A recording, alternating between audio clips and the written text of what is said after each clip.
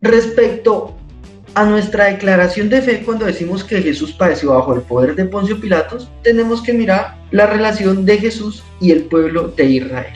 Primero tenemos que decir que Jesús en Israel realizó algunos actos. ¿Cuáles actos? Expulsó demonios, perdonó pecados. Eso solamente lo podía hacer Dios. ¿Qué más hizo? Hizo curaciones. ¿Y en qué día? En día sábado, cuando era prohibido actuar, según la costumbre que tenían en ese momento los judíos. ¿Qué más hizo? Empezó a tener una interpretación de lo que nosotros le llamamos los conceptos de pureza de la ley, el tema de lavarse las manos, el tema de los alimentos. También él hizo algo impresionante y fue la familiaridad que él tenía con los publicanos y los pecadores públicos. Cuando se habla de los publicanos, se hablan de personas que eran odiadas, por decirlo de cierta manera, repudiadas por el pueblo de Israel, porque eran los que les cobraban los impuestos a ellos para llevárselos a la autoridad civil, que era el Imperio de Roma, y de por sí que tenían posturas opresoras. Entonces el publicano era una persona indeseada delante del pueblo de Israel. Estas acciones que tuvo Jesús, estos actos que tuvo Jesús, pues generaron muchas acusaciones de parte de los fariseos, y esto tenemos que tenerlo muy en claro. De parte del pueblo judío generaron muchas acusaciones. Nosotros vemos, y quiero aclararlo, que dentro de los judíos vemos como varios grandes grupos en el ámbito religioso. Uno son los saduceos. Los saduceos eran los sacerdotes encargados del templo. Tenían mucho dinero, tenían mucho poder. Sacerdotes y sumos sacerdotes. Otros eran los fariseos, y los fariseos eran los que hablaban en las sinagogas y enseñaban la ley, enseñaban los profetas. Otros eran los esenios, que era un grupo un poco más de tipo revolucionario, que esperaba en esa visión mesiánica, pues un salvador que los liberara de esa opresión, y esa opresión era la del imperio. Entonces digamos que estos son dos grandes grupos que tenemos que diferenciar. Los fariseos no eran de la línea de los sacerdotes, pero sí enseñaban en la sinagoga. Recordemos que Jesús enseñaba en la sinagoga. Jesús era de la línea farisaica o de la línea de los fariseos. ¿Qué acusaciones le hicieron a Jesús por estos actos que él tuvo? Primero, fue sospechoso de posesión diabólica. Expulsa los demonios cuando liberaba a los poseídos con el poder de Belzebú. Segundo, le decían que era un blasfemo, que era un falso profeta, que hablaba cosas contrarias a Dios, blasfemaba a Dios porque se hacía también pasar por Dios. ¿Qué es eso? Y se hacía también pasar por profeta, superando a los profetas, superando a Moisés, a Elías. ¿Qué pasa con este hombre que nos está diciendo un montón de cosas? Y su actuar nos lleva a verlo que está superando todo lo que nosotros tenemos por establecido.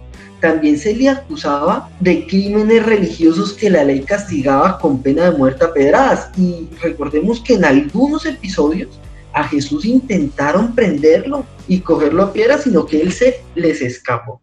En este sentido, nosotros tenemos que ver las características que llevaron a estas controversias. Bueno, en muchos casos, primero, Jesús fue signo de contradicción. Sus obras fueron signo de contradicción conforme varias costumbres judías.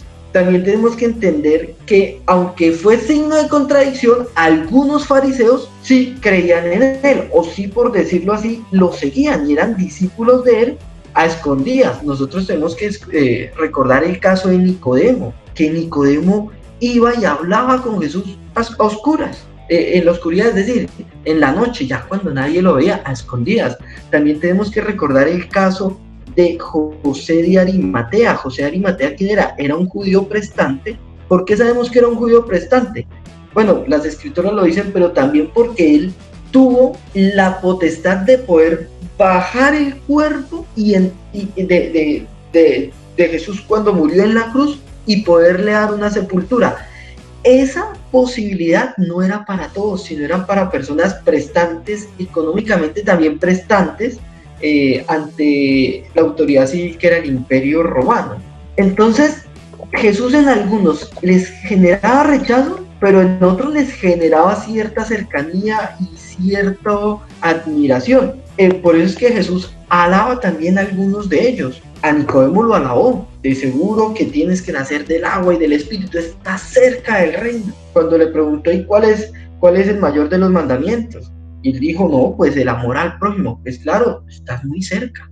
Él visitó muchas casas de fariseos. Según algunos estudios de biblistas, Jesús era de la línea farisaica, por lo que le decían rabí o rabuní, que significa maestro, y maestro es el que enseña. Jesús enseñaba la ley y Jesús le pasaron el rollo de la ley cuando inició su actividad pública y pues leyó al profeta Isaías. Es decir, Jesús tenía en la sinagoga un espacio en el cual él podía enseñar, y eso causaba mucha controversia.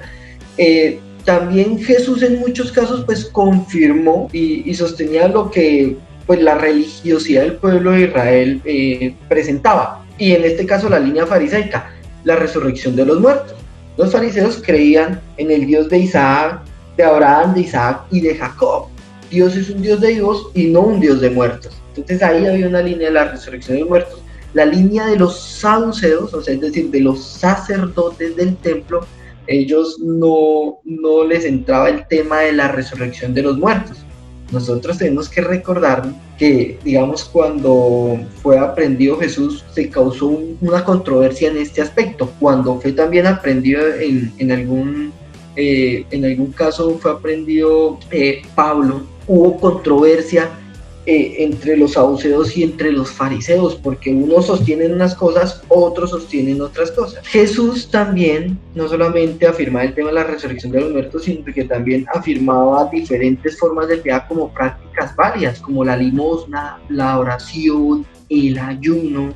Tuvo otras dificultades cuando él empezó a manifestarse en su oración, a dirigirse a Dios como su Padre. Es cierto que el pueblo de Israel veía en Dios una cierta paternidad en cuanto a la protección, pero como Jesús lo manifestó, fue en un grave cercanía que causó bastante controversia, aunque tenemos que entender que en el centro de la ley, del corazón de la ley de los judíos, pues se habla de ese honrar a Dios sobre todas cosas, ese adorar a Dios sobre todas las cosas, ese es dirigir toda tu intencionalidad, todos tus deseos hacia Dios. Entonces Jesús fácilmente pues también pudo hablar sobre el amor a Dios y el amor al prójimo, que son los más grandes mandamientos.